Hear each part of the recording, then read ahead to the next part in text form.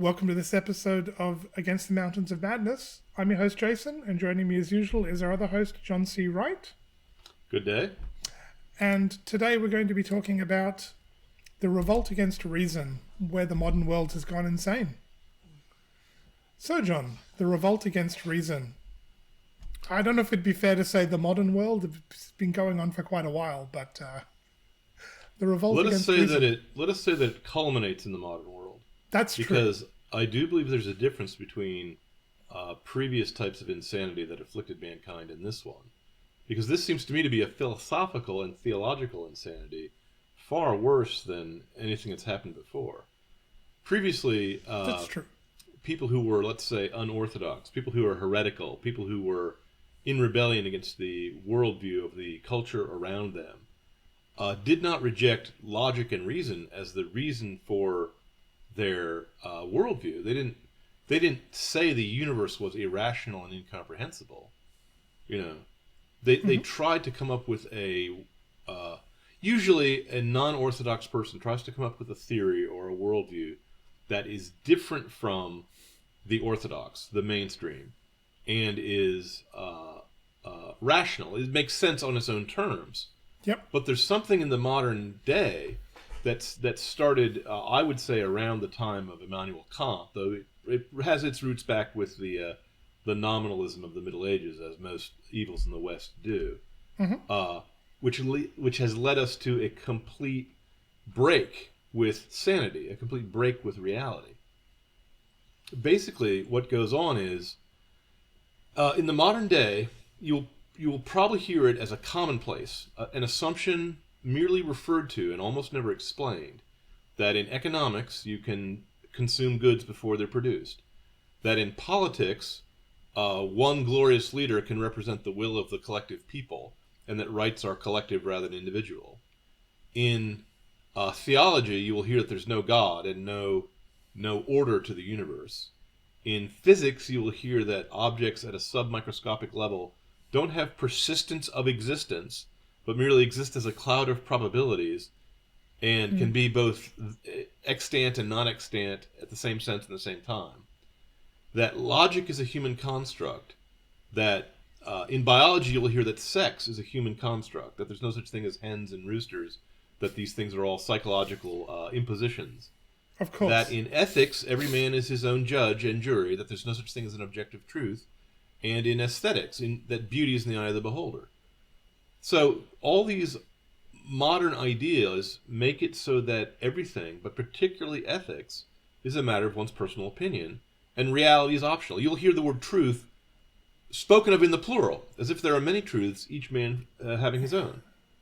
Now, you can't enunciate a coherent, logical theory given those premises. You can't say the only truth is that there is no truth, because that itself contradicts itself. That's a statement which, if it is true, it proves itself to be false. Of course.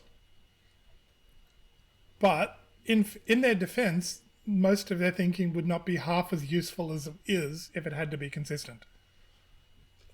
But useful to what purpose? Well, at least in politics, actually probably in everything, the pursuit of power, or at least doing whatever it is they feel like doing. Whatever it is they feel like doing. Yes. If they had to be consistent, it wouldn't be nearly as useful. I mean, could you imagine if the modern left today was held to the same standard of what counts as racism as what they accuse other people of? They'll scream racist for almost nothing, while screaming why do you say almost? Well, I mean, yeah, okay, fair enough. Actually, nothing. But I mean, even in their twisted logic, like, there's almost nothing to it. Oh, it's a microaggression. But the same people that will get horrendously upset about you asked me where I was from and you're microaggressing against me will shriek Oreo at a black man while wearing a gorilla mask. I mean, like, even if we take the notion of a microaggression seriously, which we can't. That's fair. Because the point is This took me a long time to understand because I kept giving these people credit. I kept trying to think that they actually had a serious political viewpoint that they were expressing because they spoke of themselves as being political. I was deceived by their propaganda or by their madness. It's not a political movement at all. It's a religious heresy. And definitely. And the point of their heresy is they believe that they are God rather than God being God. And that as God, they can exempt themselves from the law of non-contradiction. They can say two opposite things and hold them both to be true. It's called, George Orwell coined a term for it. It's called doublethink. Doublethink, Now, yep. is doublethink useful? It is extremely useful if you want to stop conversation, if you want to stop thinking, if you want to silence criticism, if you want to gain power, if you want to indulge in whatever passion happens to be gripping your fevered brain at the moment. Very useful. But honest men don't judge words by how useful they are, but by how true they are. So who gets rid of truth in favor of utility? Well, advertisers, people who rhetoricians, people who persuade people for a living, and liars. Okay? Well. So it's all a lie, and it's a deliberate lie, and it's meant to be a lie. The point of modern liberalism is not to liberate anything. The point of modern leftism is not actually the Marxist revolution that Marxists talk about. The point is hypocrisy. The point is to have a set of standards that only the peons, only your enemies adhere to, and only to their disadvantage, and that you never have to adhere to. You see? The point is to have rules for thee and not for me. That's the actual meaning of the effort. Any rule they come across, they want to destroy. Because they think, for whatever reason, that rules are the source of their own internal unhappiness. It's basically a huge psychological guilt complex or mass hysteria that has gripped an entire generation of men. And the only way they can get rid of guilt without admitting guilt is by getting rid of standards. And the only way to get rid of standards is to have double standards, to have standards that only apply to critics and not to you. And the only standard they can have is a standard which will make the critic shut up. So when someone calls you a racist, when you've never had a racist thought in your life, they're not saying you're actually a person who believes that one race is innately superior and ought to rule over another. They're saying shut up. Well, of course. When someone calls you a sexist, it's not because you think that the males are innately superior to females in every respect and make better mothers than they do, or better Olympic swimmers or whatever. You know, that's not what the word means. They're just telling you to shut up. That's all. That's all their philosophy consists of is them trying to silence you. There's no pith to it. There's no heart to it. There's no merit to it. See, and they have to get rid of the law of non-contradiction first. They have to get rid of A equals A. They have to get rid of a thing is what it is. They have to say that words have no innate meaning. That words merely are weapons to be used to manipulate people. That people aren't actually people. They're just meat robots. Their brains are merely groups of atoms in a certain configuration.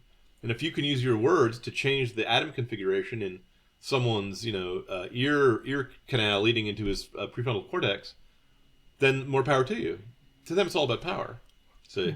But are they exempt? Or I suppose they themselves think themselves exempt from being meat robots at the same time. I don't think it comes up in their thinking. If confronted, they would have to come up with some reason as to why you shouldn't ask them that question. or they will admit that they are, but then they won't carry through to the logical conclusion of that line of thinking. That's normally the case. I've debated with many a material eliminativeness.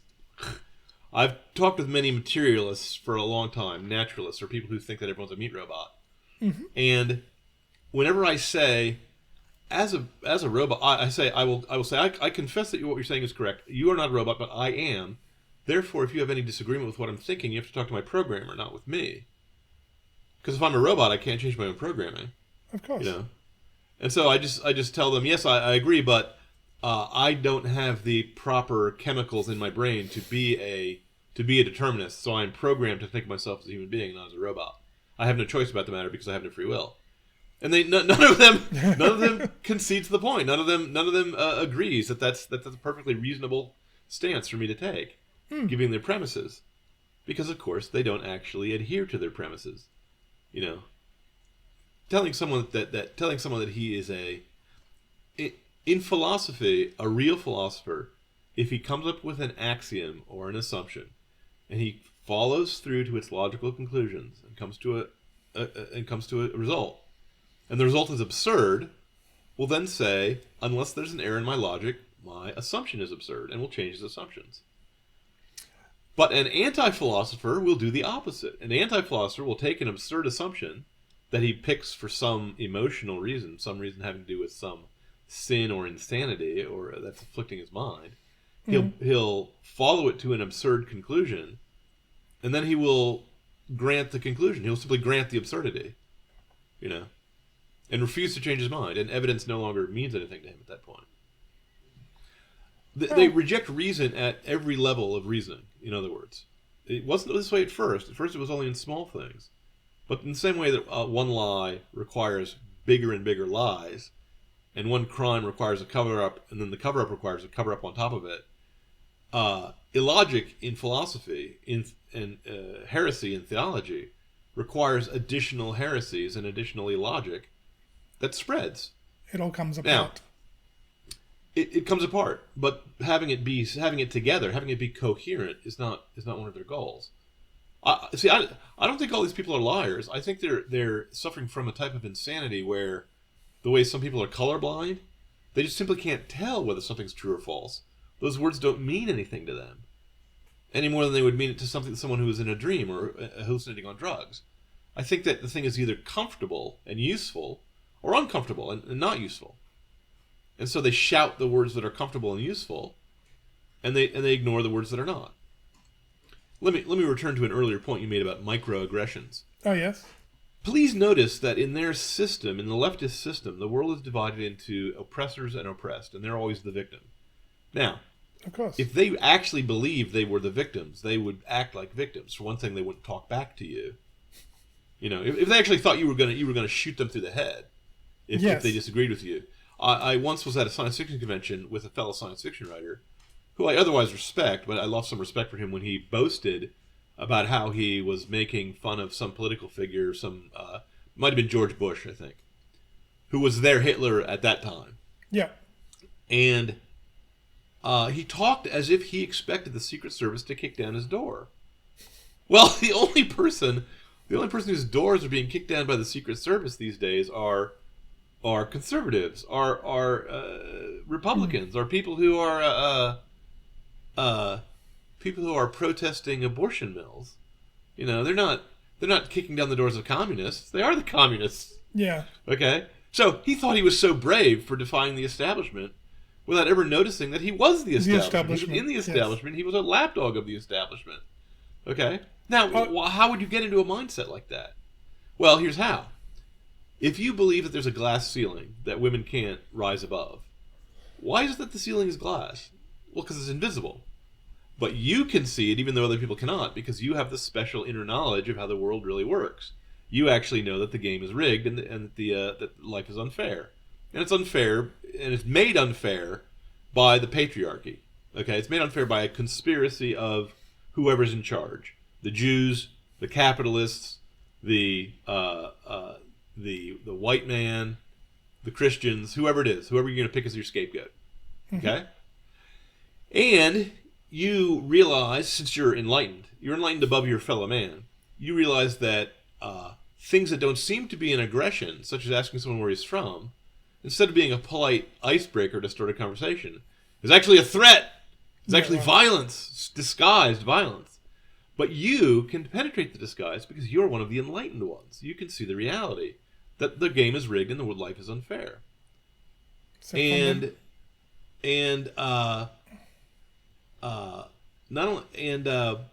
You notice that all the conspiracies talk in dog whistles. Well, what is a dog whistle? A dog whistle is a whistle that only canines or Superman can hear. Normal human ears cannot pick up the frequency, right? So you have inaudible words erecting invisible barriers and propagated by impalpable aggressions.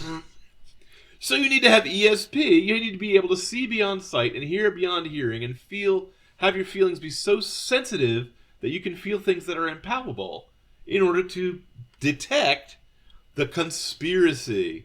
Okay? Now, they love calling people conspiracy theorists when actually their entire philosophy is based on a conspiracy theory. And the conspiracy theory is they have a scapegoat, and it changes slightly from year to year and generation to generation. But for the feminists, it's the men. For the race hustlers, it's the whites. For the atheists, it's the Christians. For the gays, it's the straights. Whoever it is, you know, the capitalists.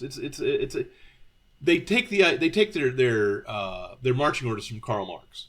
Karl Marx is the first person to crystallize this mythology into a simple one-size-fits-all rule. The rule is that anything I do is right because I'm the victim, and anything you do is wrong because you're the oppressor. Okay? And then you just switch around the words of whatever you need to do. And if you notice, whenever there's an economic law called the law of supply and demand. And whenever the demand for oppression rises above the supply, you have to increase the supply. Every major hate crime that made the national news in my country over the last 20 years has been a hoax. Yep. Every person who drew a swastika on a church was a Jew, and every black man who hung a noose in a construction site was black. You know, it's actually interesting. Oh, I was sorry. First thought, these people are Gnostics. Yes. But on that about well, you should pause and explain what a Gnostic is to if anyone in our audience doesn't know the term. So Gnosticism was an early it wasn't early Christian heresy. That's where I learned about it. But it's a broader philosophy than that. That there's a whole complex theology. I don't think they have that, but it's at core Gnosticism is I have a secret knowledge of the world, and that makes me special and above all of the other people because I have this secret knowledge, and I am one of the enlightened ones. Like you were saying, but yeah, it's just Gnosticism dressed up again. I was using that terminology deliberately because I was driving to the point that what they have is a theology called Gnosticism. Well, there you go. The left thinks the world system was erected by a demiurge, by an evil supernatural power, but they just don't believe in the supernatural. So they think it was by an evil historical force called capitalism, you see? And everything else just fits into Gnosticism. Basically, Marx was a secular version of a Gnostic. And the Gnostics believe that good is evil and evil is good, that God is the devil and the devil is God, and that their secret inner knowledge is ineffable and allows them to ignore normal rules of morality. Yep. And the Gnostics have different versions of it have cropped up over the years. But it goes back to Simon the Magician, who is mentioned by name in the New Testament. It's the oldest Christian heresy, and some people say it has roots even earlier than Christianity. It's also older than that. Yeah. It's also a syncretic religion. But, yep. I was also going to... The other word for it is pride. The other word for Gnosticism is the sin of pride. Of course. I was also going to note, you were talking about supply and demand with oppression.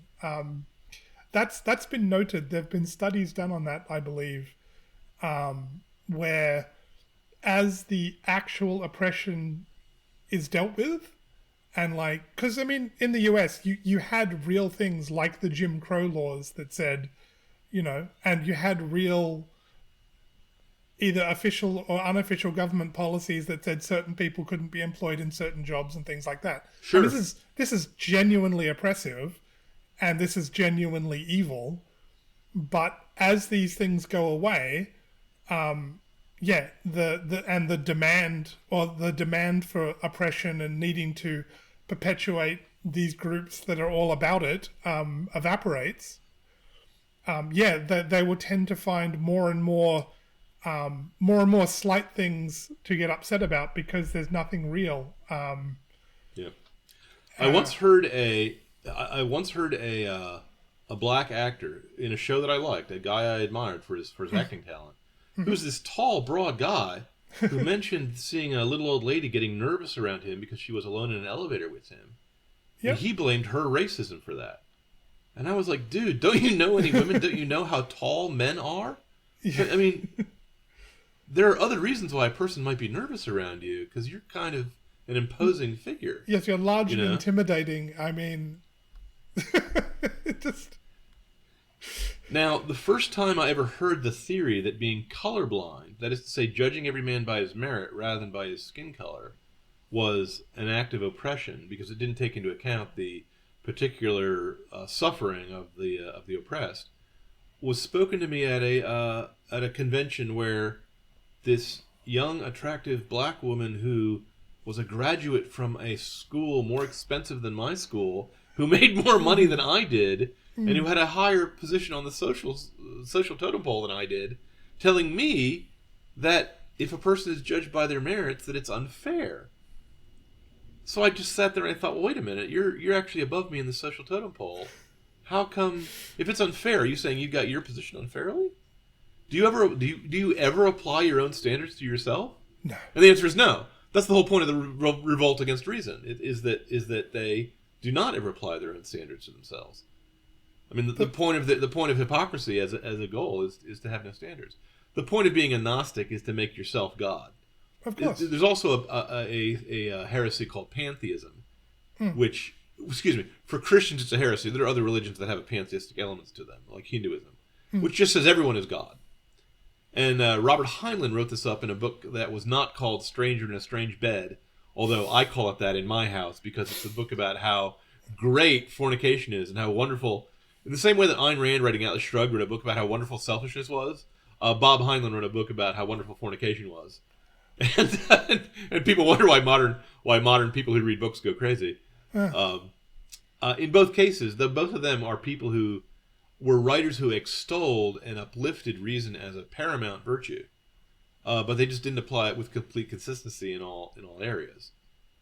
But they're not the people in revolt against reason. The people who are in revolt against reason are guys who, having, let me see if I can sum this up really quickly without boring the audience. In the history of philosophy, after St. Thomas Aquinas, philosophers really had nothing to do because he had solved all the major philosophical issues. Yeah, that's decided, not totally unfair at all. That's quite reasonable. So they decided because they had idle time to see if they could come up with schemes or models that could reach the same conclusions as he did.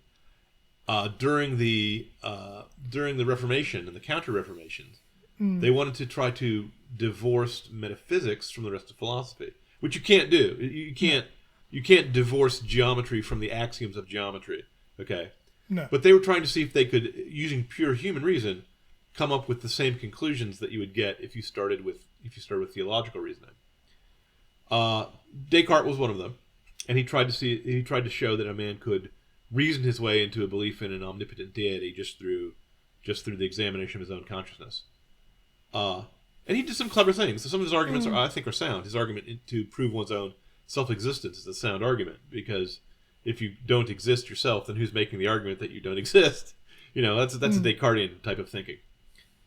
A Cartesian type of thinking. Well, after Descartes decided that the world was divided into material substances that operated by the laws of physics and immaterial substances that operated by the spiritual laws, by the mental laws. The laws of logic, if you will. Mm-hmm. Well, Hume then is another philosopher who just then said only the physical laws are verifiable, only they're real. Nothing else, no metaphysical belief or opinion is worth speaking. Now, he was speaking a metaphysical opinion when he said so. Yeah, of course. Because that's a metaphysical theory. That's a theory that only matter is substance is a metaphysical theory. Mm-hmm. Okay? So that self-contradiction did not bother him at all. And because he famously said that we should throw out of our libraries every book that does not contain empirically verifiable facts. But the injunction to throw out every book that doesn't contain empirically verifiable facts is not itself empirically verifiable. No, of course. It's not empirical. It's not something you can prove through the senses. Okay? The knowledge that the only knowledge comes through the senses does not come through the senses. It's a conclusion of abstract reasoning. Of course. So Immanuel Kant attempted, and I believe successfully, to argue against Hume's position by trying to identify certain categories of thinking that are instinct or innate into human psychology, or I should say the psychology of any rational creature by the very nature of reasoning. You can't reason about physics unless you accept the categorical belief that there's such a thing as cause and effect. Just for example, you can't reason about ontology without accepting that there's such a thing as essence and accident. You can't reason about You can't reason about logic unless you accept that the law of non-contradiction. Okay, and so on. There's certain metaphysical beliefs that are inescapable if you reason at all on the topic you're discussing. Now, but in so doing, Immanuel Kant divorced empirical knowledge from noumenal knowledge, and by noumenal he meant the reality of the thing in and of itself, independent of your sense impressions about it. So when you look at a cup, or let's say you look at a cat. If you look at a cat, the information you get through your senses about the cat tells you what the phenomena of the cat is. Height, weight, size, smell, color, so on. But the internal reality of the cat, the thing that makes the cat a cat, its catness, in other words, the soul of the cat, as Aristotle would call it, the animating principle of the cat, the thing that makes it a living cat, not a dead cat, that's internal to the cat, and that's beyond your senses. That's a noumenal reality. Well, by saying that reality was separate from your senses, that separated the spiritual world from the material world. It separated the world of truth from the world of appearances. It separated the world that was governed by logic from the world that was governed by physics. And so philosophy split into two camps. One camp, characterized by the logical positivists, said only what is known through physics is true. Everything else is not. Humans are just robots. Everything is just a material reality. And in the other camp was Nietzsche, who said that internal reality was the only reality there was, and that the world was subordinate to his willpower. You know, basically, that the morality was a matter of willpower, was subjective to your will, was not a matter of objective truth. You know, now it's a little hard to interpret Nietzsche because he didn't write in syllogisms; he wrote in aphorisms. So what he really meant is open to debate, and people have been debating for a while. But it's pretty clear that when Immanuel Kant's dictum separated the world into things that were reasonable and things that were real, the logical positivists went for things that were reasonable and unreal, and the Nietzscheans went for things that were real and unreasonable. Okay? So after that, and almost all of our modern garbage comes out of Nietzsche, and it comes out of Hegel, and comes out of Karl Marx. Yep. Which all just basically said that reality was what you make of it. You know? Well, the problem is, if reality is what you make of it, what do you do with someone who says, in my reality is not what you make of it? Does it then become both true and not true? That reality is what you make of it? And if so, then the law of non-contradiction doesn't apply. Well, if the law of non-contradiction doesn't apply, therefore what? Well, therefore nothing, because the word therefore doesn't have any meaning unless there's a law of logic.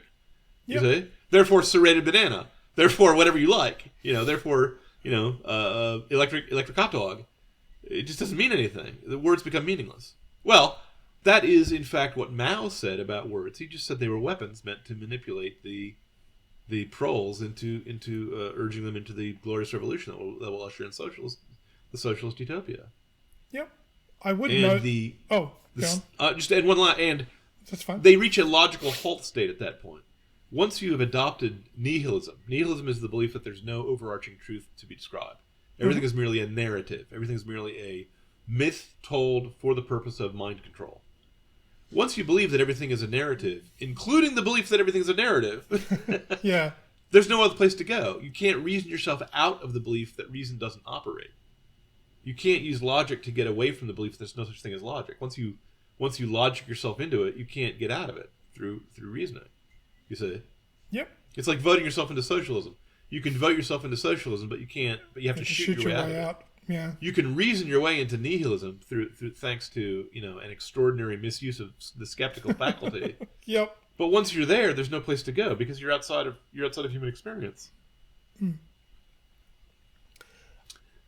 that's the revolt. And the reason I call it a revolt is the people who adopted these philosophies used them to undermine the social structure they lived in, and to undermine the worldview they believed, and to disparage the religion they were raised in, and to give themselves an excuse to break any and all moral rules that otherwise would bind them. Yep.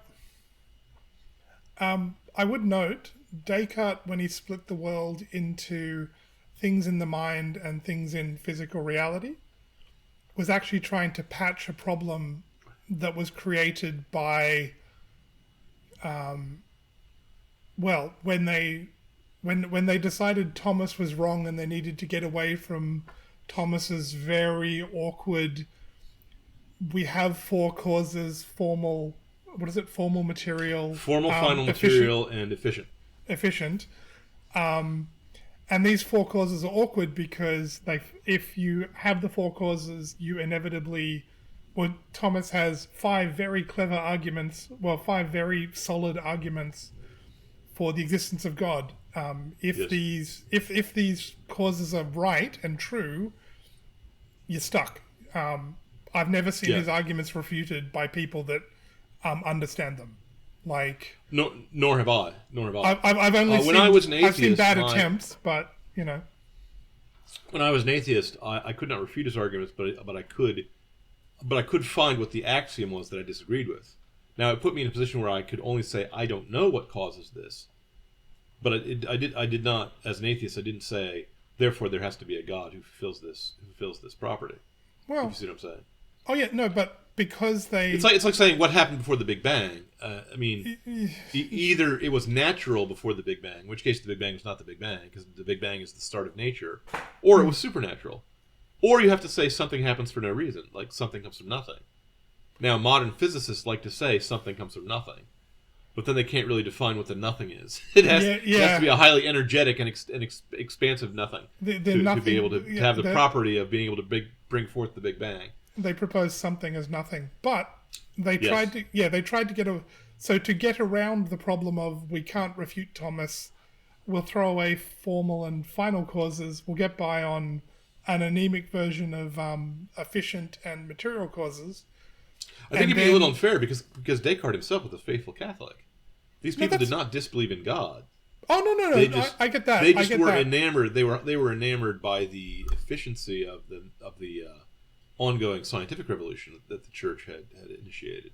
No, I agree. Just as a note for our readers, the church is the key institution that started the scientific revolution. Just for your historical note there, even you're going to be told over and over again that the two are in odds with each other. They're not. They cohere like body and spirit. But my point was the problem he was trying to patch by dividing the world into two halves, into mind and body, like he did, and all of the problems that they were wrestling with came about because they wanted to get rid of, well, they discarded formal and final causes. Right. None of these problems exist until you try to get by on a deficient, broken causality. I mean, the wheels fall off. But it comes down to Protestants not having a sacramental view of the relationship between man and God. The Catholics believe that divine things with supernatural properties can be manifested in physical reality, like the bread of the Eucharist. Mm-hmm. Some Protestants agree with this and some do not. And that was the basic debate that caused theology to fall into disrepute back in the day. And once people did not want to debate theology in an open and polite fashion, because they couldn't, it would start. I mean, there were religious wars going on in Europe. They tried to find some way to discuss the other branches of philosophy without introducing the theological notion of the existence of God. And why they got rid of the four causes, I suspect your answer is correct, though I've never heard that theory before. But they go back to Aristotle. They were a core principle of all philosophy. It wasn't like Aristotle believed in the four causes and Plato did not, or that Plotinus or Seneca or anyone else disagreed with that. You know, the four causes are four different ways you answer the question why something happens. Let's take an example of like why James shoots John. Okay, if you say why did this happen? What is this? The answer to the question of why is, well, James shot John because the hammer of the gun created a percussion which caused a chemical reaction in an enclosed tube which propelled a bullet at such and such a velocity that went through his skull and killed him. Okay? That tells you why it happened, but it only tells you the mechanics of why it happened, the historical cause, so to speak. Mm-hmm. But why James shot John is that James and John were both rivals for the same woman. James was jealous and James had malice aforethought. Okay? That's why he did it. He did it in order to gain something, that is to say, to eliminate a rival for his romantic rival. That's a different answer The second answer doesn't tell you anything about the weight or the mass of the bullet or its velocity or any other physical property. Mm-hmm. If you want to talk about the formal cause in legal terms is what makes that act one crime as opposed to another. It's murder in the first degree if it is the unlawful slaying of a human being without mitigation, justification, or excuse with malice aforethought. And if it was not a crime of passion, then John actually deliberately meant to do that, then that fits the form, it fits the definition of a murder. And so that's also the cause. Why was it a murder? Well, it was a murder because it was killing a human being with malice aforethought. As for the material cause, that is why something is what it is. Why the bullet is a bullet is because it's made of lead. You know, if it was made of paper, it wouldn't be a bullet. It would be a spitball. So those are basically Aristotle's four causes. And like I said before, these four causes were innate to all philosophy in the ancient world, and I don't know why they've been abandoned in the modern world. Your theory as to why it is could be entirely correct. If you have the four causes, you have to start believing in God. It's not original to me. Okay, but I've never heard it before, so you get the credit. I picked it up from Edward Fazer in his wonderful tome, The Last Superstition, which I would highly recommend to everybody. But yeah, his observation was they're trying to get by on two causes instead of four because four causes give you the existence of God, and no one has come up with a way to show Aquinas' argument was wrong. And I've seen lots of people try, and generally they don't understand it. I had a friend of mine who's a physicist. He probably not friends anymore. I think he's mad at me. Who I greatly respected, and some of his ideas I used in a science fiction story of mine. And he claimed to be able to prove the existence of God by means of physics, by means of a machine that he was planning to construct that was rather expensive. And I cast a little skepticism on this because I thought, well, if the universe is not a sufficient proof that there's a designer, that there's a creator, what is? And I told him that I had certain philosophical reservations about his claim, and I wanted him to explain them to me. He then informed me that philosophy does not exist. Of course. He said that physics has superseded philosophy, and that every answer that philosophy tries to question, physics can actually answer. And I asked him, well, isn't that a philosophical stance? The statement philosophy does not exist is not the outcome of an observation or an experiment. It's the outcome of a chain of philosophical reasoning. It's a metaphysical And at that point, he told me that how dare I claim to know more about science than he did. He flourished his credentials in my face and then cut off the conversation. Yes. But not before he claimed that he understood philosophy better than I did, which may be true. I mean, I don't claim to be a genius. And the guy actually was a genius, but he might have been a bit of an erratic genius, okay? Because he said that he could use physics to just disprove Aquinas' 5 ontological proofs.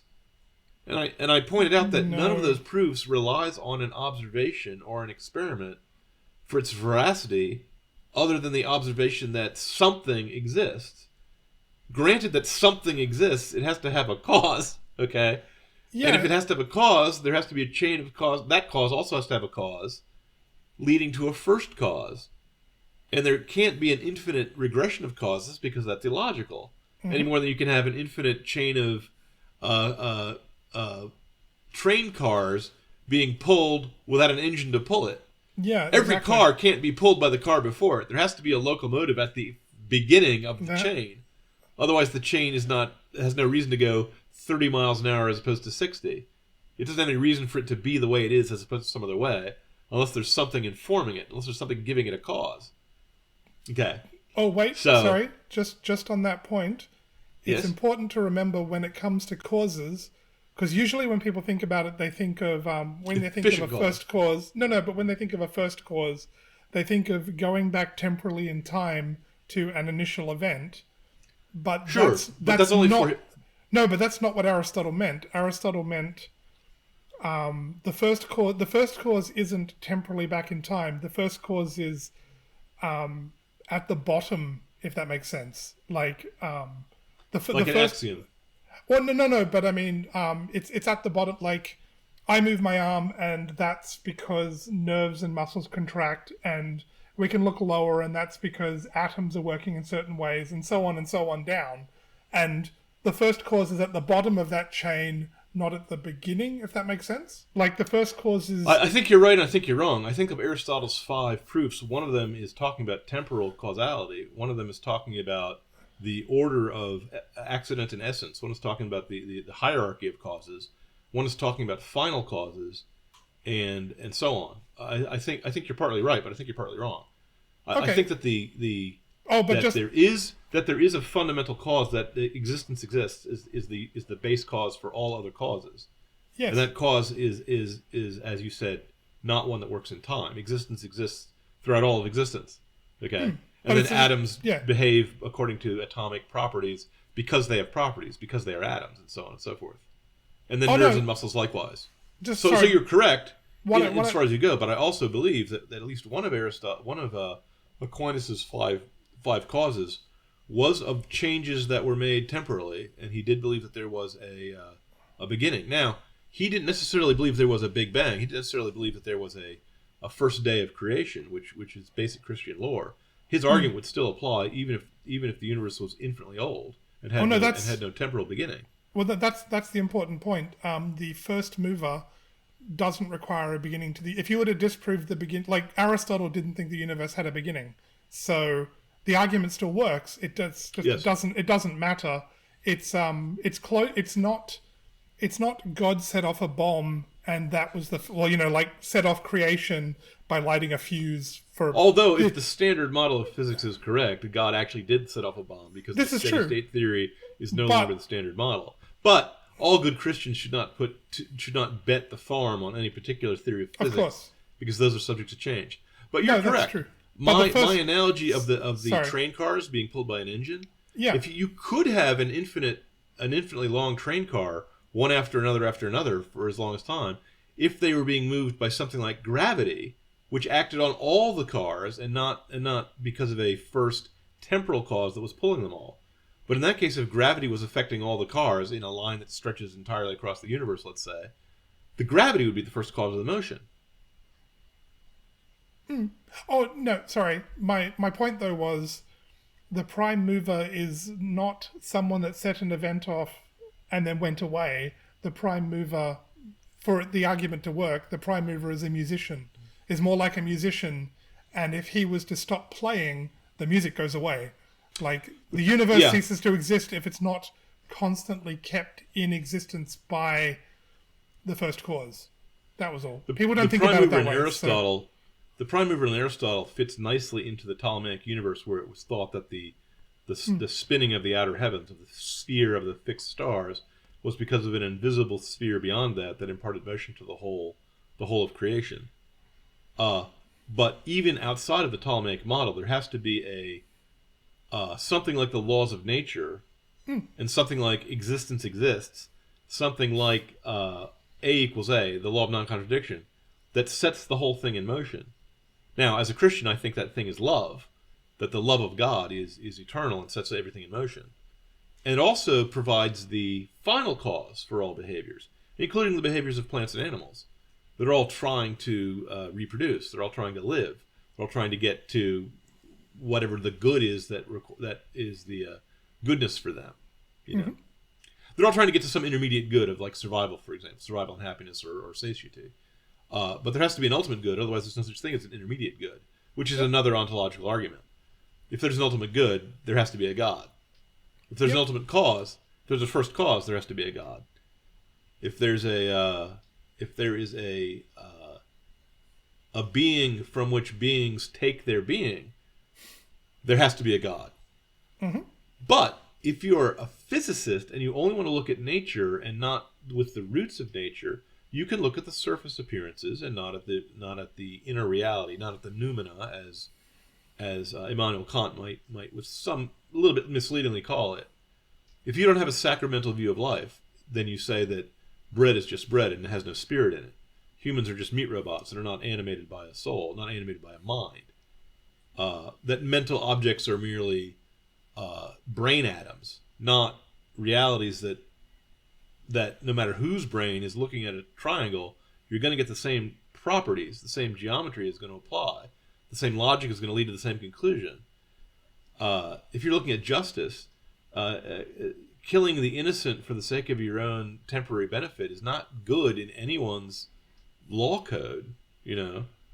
And if it were, then the law code would be wrong. It wouldn't be objective moral reality. So there's certain things that you can't not know that are not based on the evidence of the senses.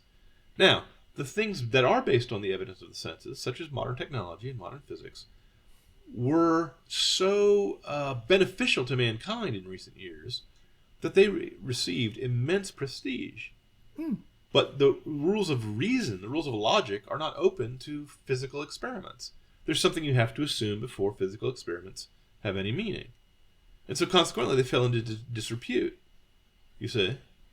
Yep. Now, I myself, you heard my theory. My theory is that the reason why theology, and therefore philosophy, was ushered out of the public square and no longer regarded with any prestige, no longer well regarded, was because it led to disputes that did not have a final answer. Whereas most disputes in physics, if they don't have a final answer, at least they have an intermediate answer that the consensus can agree on. Now that before they were corrupt. Nowadays they don't. Nowadays science is merely used as a political tool to oppress the Sadly the so. unwary. So this does raise the question. The world, well, much of the world today is in revolt against reason, and can anything be done about it? Is there any way back from the madness? I mean, I guess there's the obvious way, which is repent and turn back to God, but... Repent and turn back to God. That's a big step. What can we do to nudge them in the right direction, if anything? Tell stories, because no one can be persuaded by a logical argument out of something a logical argument didn't argue them into. That's and true. no logical argument can support any of these ideas. That truth is in the eye of the beholder, that the rules of morality are subjective, that economics consists of stealing things, that politics consists of oppressing people, that theology consists of saying there's no God, and that psychology consists of saying you're indulging your base appetites is psychologically healthy. None of these ideas are ideas that people can be reasoned into because they're all illogical. They're all self-contradictory. Okay? Yep. I mean, they're self-defeating. They're arrogantly self-defeating. They're doublethink. Orwellian doublethink. Well, if you don't reason yourself into it, then how do you get into it? Well, you get into it by means of storytelling. I just mentioned Ayn Rand telling a story about how great selfishness was because she thought selfishness could stop communism without realizing that communism is just selfishness combined with envy, whereas Ayn Rand's system is selfishness combined with honor. Now, I applaud her sense of honor. Don't get me wrong. I kind of like her book. But she throws out the baby with the bathwater. She thinks that altruism is the cause of the evil rather than the cure of the evil. She thinks that because communists claim to be acting altruistically, she doesn't realize that they're indulging in doublethink. They think it's altruistic to kill a rich man and steal his stuff. That's not altruism. That's highway robbery. Homicide, yeah. That's murder in the first degree. We just discussed what murder was. Yeah. Okay. Likewise, Robert Heinlein wrote a book that is not called Stranger in a Strange Bed, but should have been. That was all about how monotheism is stupid and monogamy is worthless. It was a revolt against reason. It was a revolt against the logic that says there's got to be a prime mover that sets all things in motion. There's got to be an uncaused first cause. There's got to be a greatest good from which all of the goods take their form. Otherwise, nothing exists. There's got to be a creator in order for there to be a creation. Okay? Yep. He didn't like that because that means that he has to stop going to strip clubs. Yes. And I mean, I wish it was more complicated than that, but you can read his biography. It's frequently not. And he does have a vestige of civic militarism in some of his books, like Starship Troopers. He does have a vestige of a sense of honor that you should raise your children after you impregnate them on your unmarried sex partner. But he's not willing to see the logic of morality through to its conclusion. He was the guy who first introduced to my young and impressionable brain the idea that when in Rome, you should do as the Romans did. No matter what the society was around you, you should adhere to their customs and not yours. Particularly in his book called Glory Road, where our hero, Oscar Gordon, goes to visit a land where they routinely have their daughters whored out to traveling strangers so as to get good seed to raise another generation of heroes. So if any wandering hero goes through the landscape, the daughters copulate with him in order for eugenics purposes. And and he didn't want to sleep with the daughter because he thought he for whatever reason. And when he and his girlfriend, Star the Sexy Space Babe, Space Empress, are leaving, Star the Sexy Space Empress, unlike any woman who ever could exist in reality, goes, "You didn't copulate with another woman, even though I'm your lover? Go back immediately and copulate like mad weasels, because that's their custom, and we must abide by their customs." So he goes and does it. They have a little orgy, and I'm sure that he fathered a bunch of bastards that he feels no obligation to raise. And if he had any daughters, that they were raised to be whorelets, little whores themselves. Now, this is a book. This was a kid's book that I read as a kid. Okay, this is the ideas I was being introduced to as a child. Okay, so Bob Heinlein is a big liar, and he lied to a child, which is not a very honorable profession. No. Now, I say this as a lawyer, which is also somewhat a dishonorable profession in many cases. And as a newspaper man, also a dishonorable profession. So who am I to judge? But I didn't like being lied to either. Now, I noticed that Robert Heinlein very carefully never had his hero go through a Muslim country where you're supposed to bow and pray 5 times a day to Allah, for example. Okay? And if a woman goes around with her hair uncovered, she might be stoned to death or something. He didn't even go to Rome, where if your rule is when in Rome, do as the Romans do, the Romans bow and kiss the ring of the Pope, acknowledging him as their superior. Did he do that? Why, no, he didn't. No character of Robert Heinlein ever applied the rule consistently. So why have the rule? Why say when in Rome, do what as the Romans do? It's in order to denigrate the rules of the America in which he lived, in order to denigrate the rules of the Western civilization in which he was born. He wanted to break the sexual rules, and so he didn't want to just admit that he was a scoundrel. He just said, well, let's pretend that there are no rules, that rules are merely an arbitrary social convention, which you should abide with only out of courtesy, only out of politeness. Okay? That's why he did it. Okay, so repenting and turning back to God, that would be the obvious step, but we're at the bottom of a pit. People have gone insane and abandoned reason for unreason. How do we get them back? How do we get them to take the first step on the road that will lead them back to God in the end? What do you reckon, John? That's an excellent question. Part of the answer has to be natural, and part of the answer has to be supernatural. The supernatural part of the answer is that the Holy Spirit has to move. No one has ever been talked into God. The only person who ever has been convinced that God exists through reason is perhaps the devil, and he doesn't bow to God. The devils know and tremble that God exists. So a clever ontological argument to persuade people that God rationally must exist is not necessarily going to drag them out of the pit if they don't agree that argumentation is valid, if they don't agree that reason is valid. By getting rid of reason, they've already broken the bones of the legs they'd have to stand on. So how do you get out of the pit if you've broken your own legs is a great question. Well, here's my suggestion. You can't reason yourself out of any argument you were not reasoned into. That's fair. Nobody believes this nihilism, this belief that there's no such thing as truth, because he was reasoned into it, because the argument itself is unreasonable.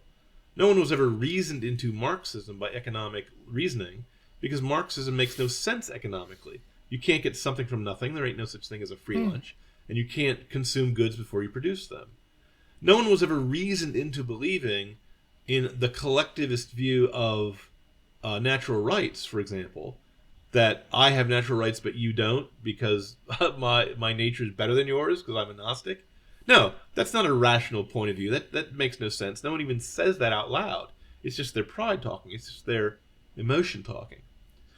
So the only way to get them out of the pit is to capture their imaginations first. You can't do it by reasoning, but you can do it by storytelling. Mm-hmm.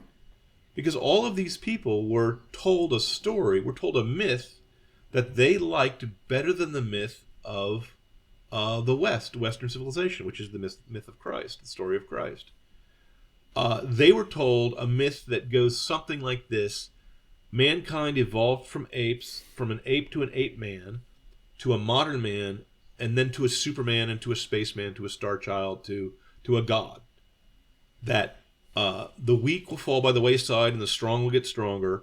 That our modern society is better in every way than ancient societies, so they have nothing to teach us. That everything we have now is better than anything we had in the past, and that the only way to achieve the utopia in the future is to destroy whatever is hindering us now. And that means moral rules, the rules of aesthetics, the rules of painting, the rules of poetry, the rules of the law courts. They believe that their story is that by transgressing, they will achieve happiness, peace, and prosperity. Okay, that's just a story. It's just a myth they tell in their minds, sort of like the myth of Siegfried being raised by dwarves and turning into a hero and turning into a god. Mm-hmm. Well, there's a better story, though. There's a better story that one could tell, which is the story of the fall from Eden, the grace of God, and that mankind can rise himself, can find truth and beauty, laughter and love in this tragic world. The tragic view of life says there's no ultimate hope in the world, but that there's hope beyond the world. That's actually a more beautiful and a more profound story, but it's also a more truthful story and fits people's experiences better. Yep. The vast unhappiness of people on the left has been studied and I believe is beyond dispute. They're more neurotic than they used to be. They identify as victims. They think of themselves as weak. They think of themselves as helpless. And many suffer from identity crises where they don't know who they are or what sex they are. Yeah. Okay? They're neurotic. They don't believe in marriage. They don't get married. They get divorced. They try to live selfishly and it doesn't make them happy. They live in misery. They live in a vale of tears. Well, we can be more honest by saying that it is a vale of tears that you live in, and the thing that you're hoping for is not within you.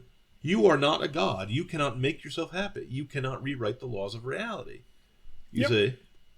So the storytelling would take place in many ways, in many respects. And I'm not talking about propaganda. I'm talking about A, the way we live our lives, so that they can see how happy we are and how unhappy they are. B, I'm talking about actual storytelling. Things like writers like me writing stories about elves and spacemen can have a moral point to them. And our stories are more interesting than their stories. Look at the difference between Star Wars and The Last Jedi, for example. Their stories are terrible. Their stories are boring. Why is that? Their stories are boring because they're not true. The true, the good, and the beautiful are transcendental and interconnected. They're trying to get one without the other, and then they finally decide to abandon all three. So everything they do is ugly. Everything they do is based on hatred. And everything they do is based on accusing the people who have no hatred in their hearts of being filled with hatred. Everything they do is based on falsehood. Okay? They're like the little Dutch boy that has to rush around trying to plug up the dike, but every time they put a finger in a hole, another hole opens up. They can't keep control of the falsehood of their narrative forever. So, the way to get out of the pit is to capture the imagination. The way to capture the imagination is by being a lamp to them, by being a candle to them, by showing them, as I said, the example of our lives, by telling good stories, by passing decent laws, okay, and by having a strong, faithful, and public profession of sanity. We don't need to proselytize Christianity at first. We need to proselytize reality first. We need to get them to agree there's such a thing as truth before we can tell them that Jesus is the truth, if that makes sense. We have to do these things in the proper order. Now, I don't know what that order is. The enemy, the mountains of madness that confront us, have a sevenfold battlefronts. There's many levels at which they are attacking. In the academia, in the press, in the military-industrial complex, in the media-industrial complex, in the arts, in the sciences, all over the place. The corruption is everywhere. Yep. But the corruption is not natural. The corruption is not healthy, and the corruption does not make a good story. So my answer is, if you can't reason someone out of any illogical belief, you have to capture their imagination and storytell them out of it, and give them images and give them symphonies and give them dance and music that's beautiful, and beauty can save the world. Okay, I think that is a great place to end. So, thank you for joining us, everyone, and we'll be back next week, and we'll be talking about. We talked about where Star Trek and Star Wars went wrong. We're going to talk about where C.S. Lewis and Tolkien went right. Thanks for joining us. Very good. See you then. Bye bye.